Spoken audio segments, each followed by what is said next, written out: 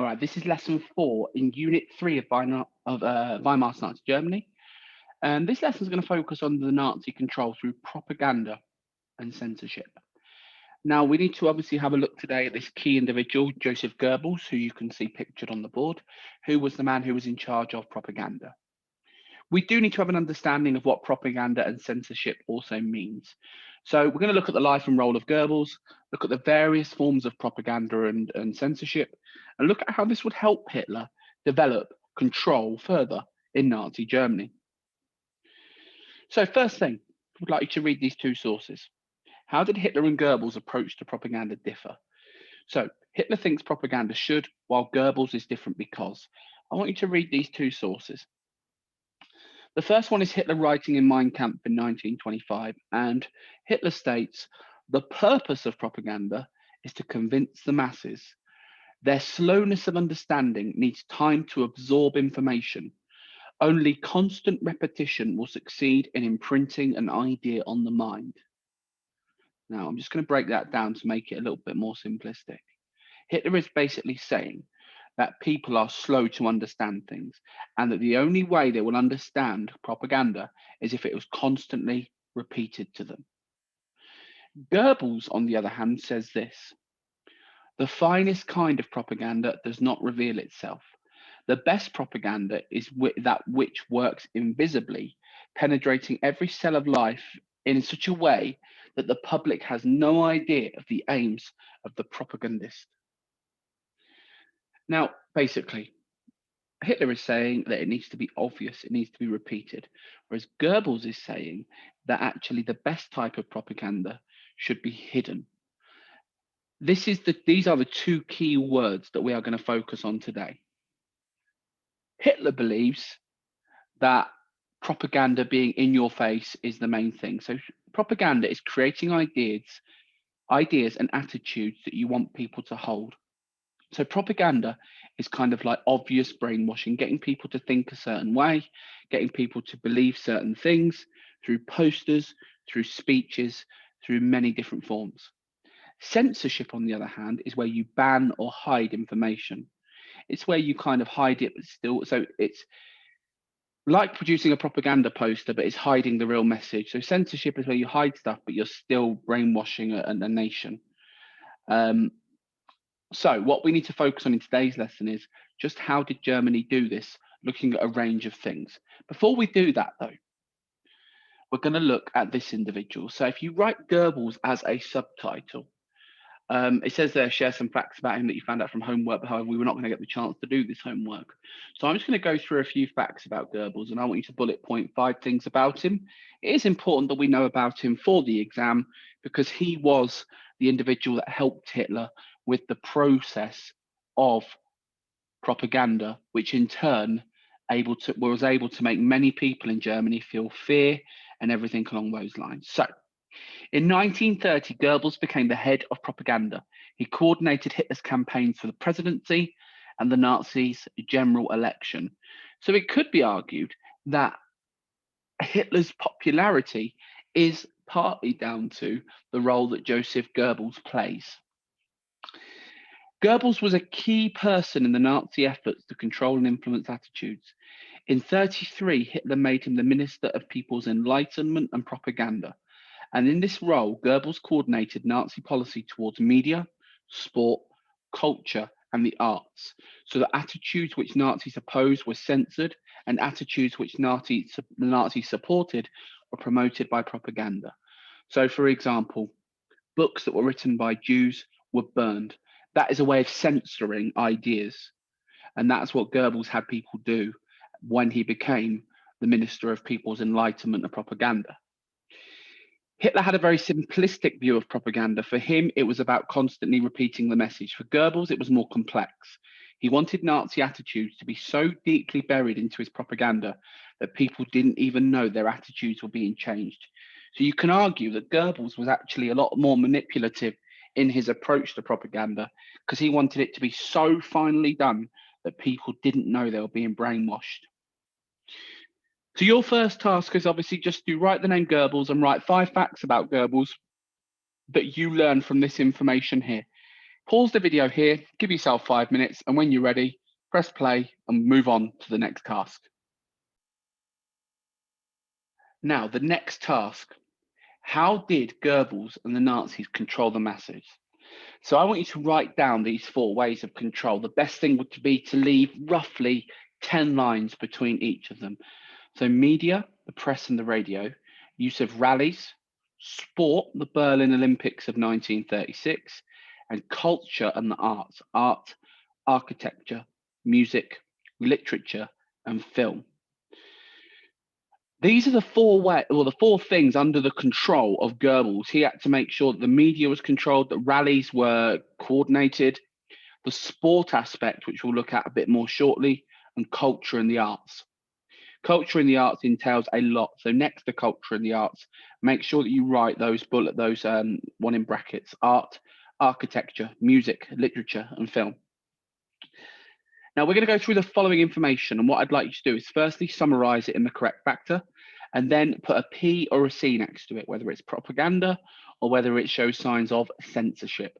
There are 3 pages of information that I'd like you to go through, and I'm going to read each one and do a little bit of explanation around them. So I'm going to underline a few bits while we talk through it.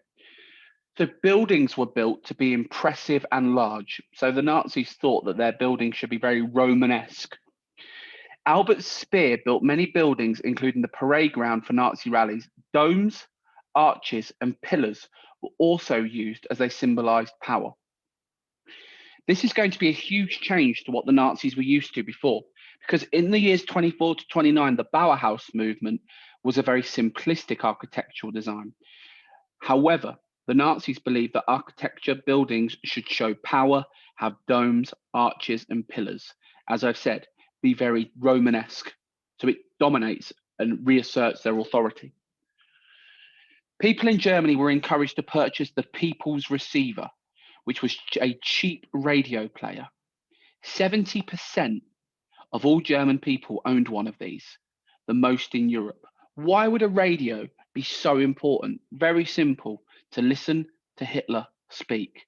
By making it cheap, it was another way of basically brainwashing the population, making sure that Hitler was always being heard in their living rooms at any given moment. Thirdly, some music in Germany was banned, such as jazz, because it was seen as black music, while the work of Mendelssohn was banned as he was partly Jewish. This is another way of censoring. Definitely, the fact that certain music was banned based on the heritage of the people that had created it. It shows that the Nazis didn't even want aspects of other races to be impacting their culture. The Reich Chamber of Culture was created to check all arts and culture. This included approving any new books to be written. 2,500 authors in Germany were banned because of their views. So to be an author, to be an artist, you had to join the Chamber of Culture, and many authors were banned because of their views, because they didn't link to what the Nazis believed. Millions of books were taken from university libraries and burned. In May 1933, students burned 20,000 books written by Jews, communists, and anti-Nazi authors, including Albert Einstein. This shows you straight away that by May 1933, Hitler had won a big group of people here because he provided them with that savior, and he'd actually managed to brainwash them to think a certain way. The Nazis controlled all radio stations and put speakers up in busy areas so that everyone could hear Hitler speak. So if you weren't at home during the time of Hitler speaking, the expectation was, let's say, for example, you were in the town and Hitler was about to speak, everyone would stop and listen to that speech over the speaker. They were put in busy areas like Berlin, the Berlin town centre, in Munich. They wouldn't put them in quiet areas, obviously, because they wanted to reach the most highly populated areas. No radio station could pick up foreign radio stations such as the BBC. I mean, that for the Nazis is to make sure that they can control. You know, it is sort of like censorship at its best, so that Germans don't know what's going on around the world, so that the Nazis can control absolutely everything. Journalists were told what they could and could not write. Any newspaper who opposed the Nazis were closed down 1,600 newspapers were closed down in 1935 alone. The Nazis used rallies as a huge event. For example, a mass rally was held each year at Nuremberg to create a sense of German togetherness and advertise the strength of the Nazi party. The Nazis would have 20,000 flags made, and a crowd of around 200,000 would turn up. Rallies were a way to develop that patriotic aspect of the country. So that's the first page. Remember, you are putting them in one of these 4 factors and then deciding if it's propaganda or censorship. Get the specifics in there. Okay, when you're summarizing it, make sure you know that 1,600 papers were closed down in 1935. So pause this page and start putting them into the factors before you move on to the second page of information on propaganda and censorship. Right, here's the second page. Okay, don't worry about this first one because I believe we've done this one. So the second one says, Germany won 33 medals at the Berlin Olympics, more than any other country. Goebbels held this as a success for Nazism. By being the country that won the most medals at the Olympic Games, it makes you look internationally strong. Not just in Germany, but across the world. Sports stadiums in Germany were covered with swastikas, linking sports with Nazis. All teams were made to make the Heil Hitler during the national anthem. The Olympic Games were recorded by one of Germany's leading film directors, Riefenstahl. It was used as Nazi propaganda to show success and strength to the nation. It was recorded and it was called Olympiad. And it basically showed Germany's success as being the country that won the most medals. The Berlin Games showed Nazi strength. They had an Olympic stadium which held 110,000 people. So they had a stadium that held an incredible amount of people. The Olympics was organized very well, which showed efficiency. So it showed the Nazis to be an efficient group of people that were able to put on a show, not just for the Germans, but for the whole world that would have been watching. All artists and painters had to be a member of the Reich Chamber of Culture. Anyone who refused wasn't allowed to produce or sell artwork in Germany.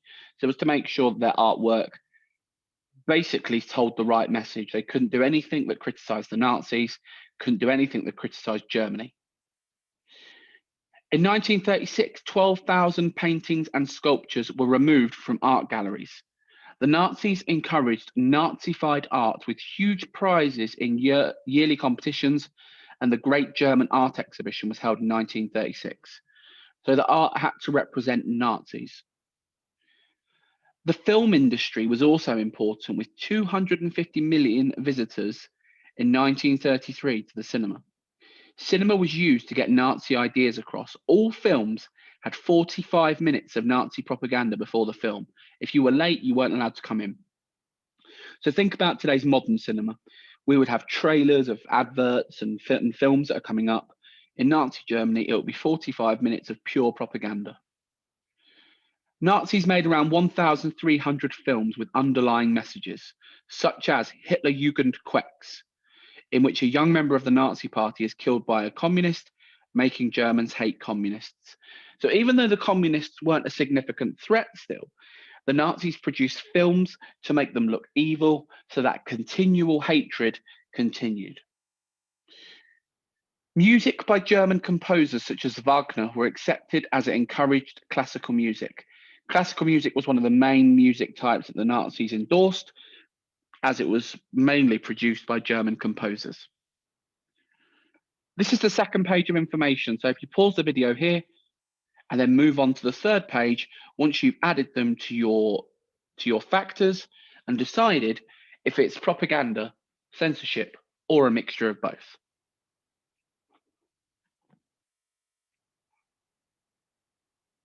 Right, the final page of information then. Albert Speer, which we mentioned earlier, he was the main individual that built was the architecture in Germany, built huge buildings so that size gave the impression of power and permanence. He used features from ancient Rome and Greece, such as domes, arches, and pillars. Some types of music were censored. For example, jazz music was banned, as we've mentioned that, and the work of Mendelssohn was banned because he was partly Jewish. Other types of music were promoted because they emphasized aspects of German culture, such as classical music and opera. All filmmakers had to send their film plots to Goebbels for approval before they made their film. So if they wanted to make a film, Goebbels had to okay it to make sure that it spread the correct message that the Nazis wanted. And as we've mentioned, the Nazis made many films of their own, and millions of books were taken from universities and burned, including works by psychologist Sigmund Freud and scientist Albert Einstein. That's all the information you need to know in terms of propaganda and censorship. So if you want to pause it here, rewind, and go back over the 3 lots of information, put them in the correct factor, and then decide if it's propaganda or censorship. Once you've done that, we'll move on to the last task of the lesson. Right, the last task of the lesson is comprehension, just to make sure we've understood.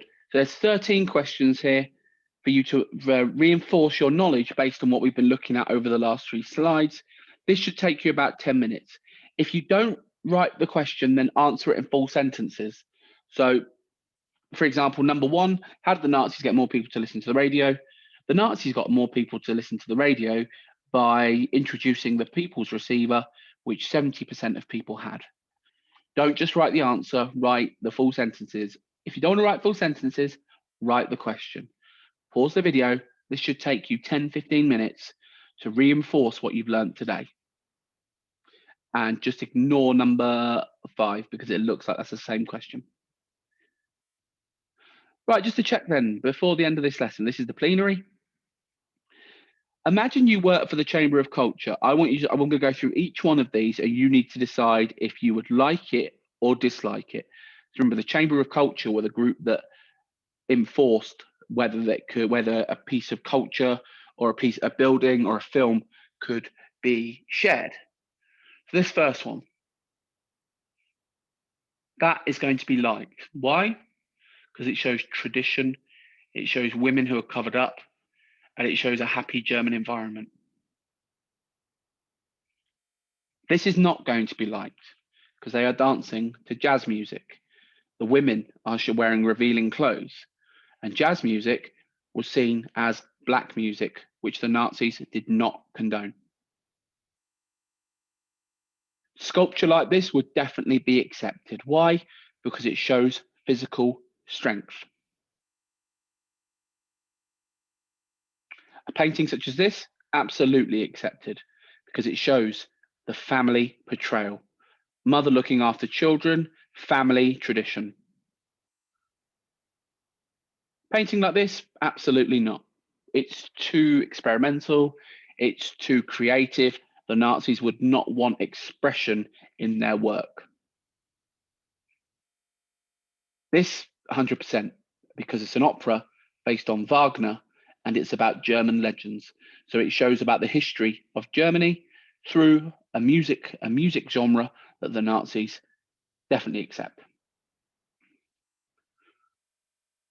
This would not be accepted because, once again, it's jazz blues music and it's the woman's revealing skin. And also remember that jazz music was seen as the work of black people, and they were a group that Hitler believed weren't part of his racially pure state. This would not be accepted because it's mocking Hitler. This would be accepted as it's a film criminalizing the Jewish race in Hitler's eyes. Same as the last one. Another one that would be accepted because it's showing the Jews as evil, lazy, ugly individuals that the Nazis wanted people to think the Jews were like. This would not be accepted because it's written by Sigmund Freud, who was a banned author in Germany. Same as the last one. Albert Einstein, a banned author in Germany. This is the type of building that would be accepted. It's big, it's powerful, using pillars, and it's got the Nazi flag draped all over it. This wouldn't be accepted, this next one, because it's part of the Bauhaus movement. It's a rectangular, basic, simple building, not what the Nazis would have wanted. This one would have been, if we look at the pillars, the power, the prowess, it's a very powerful appearing building. Similar to the last one, dome, very powerful, very intimidating. This would be accepted. So that's all you need to know for this lesson today. Nazi propaganda, censorship, and this could be used in a question explaining how Hitler was able to create or consolidate his power and also create a state that was indoctrinated to his ways of thinking.